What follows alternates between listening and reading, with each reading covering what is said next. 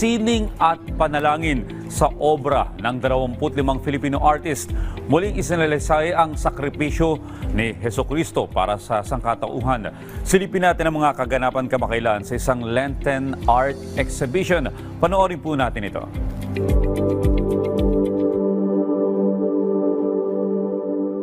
Ngayong mahal na araw, ginugunita natin ang pagpapakasakit at kamatayan ng ating Panginoong Hesukristo. Ito ay panahon ng pagninilay sa kanyang dakilang sakripisyo at wagas na pag-ibig para sa atin.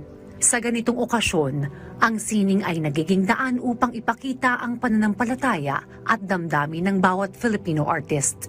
Sa Lenten Art Exhibit Only Begotten Son, makikita ang mga painting at sculpture mula sa 25 Filipino artists. Bawat obra ay hindi lamang gawa sa kamay, kundi produkto rin ng kanilang paniniwala at pananalangin. Dito muling isinalaysay ang paghihirap at sakripisyong Hesukristo para sa sangkatauhan at pinapaalala sa atin ang kahalagahan ng pagmamahal at pag-aalay sa iba.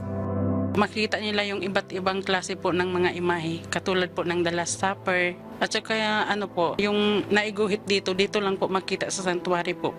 Well, siguro una-una is invoke yung ng feeling, no, or yung magpapa-remind ba sa atin, no, yung pagkikita natin ng mga images na to.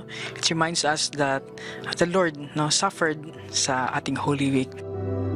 Ma-realize natin kung gaano kaganda yung meron sa creation na ginawa ng Panginoon through sa ating mga kababayan. Kasi merong maraming artist na may mga sculptures, meron silang na-carve, at yun yung maasahan natin dito.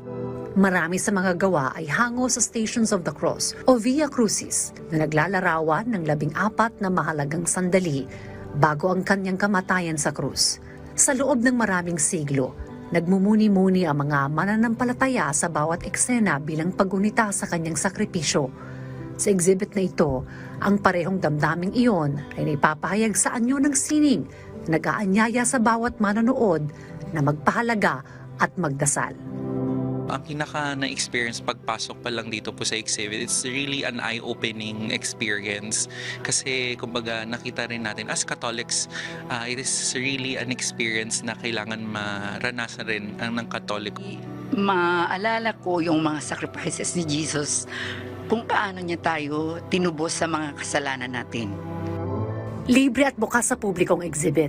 Maaari ring bilhin ang mga obra upang dalhin sa tahanan hindi lamang ang sining, kundi pati ang inspirasyon at mensahe ng pananampalataya kay Hesukristo.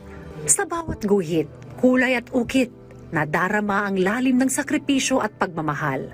Naway maging sandigan ito sa ating panalangin at pagmumuni at magbigay lakas upang higit nating pahalagahan ang kabutihan, pag-ibig at malasakit sa ating kapwa. Sa linggong ito ng paggunita, halina't makiisa sa pagninilay, panalangin at damhin ang kahalagahan ng mahal na araw sa ating puso.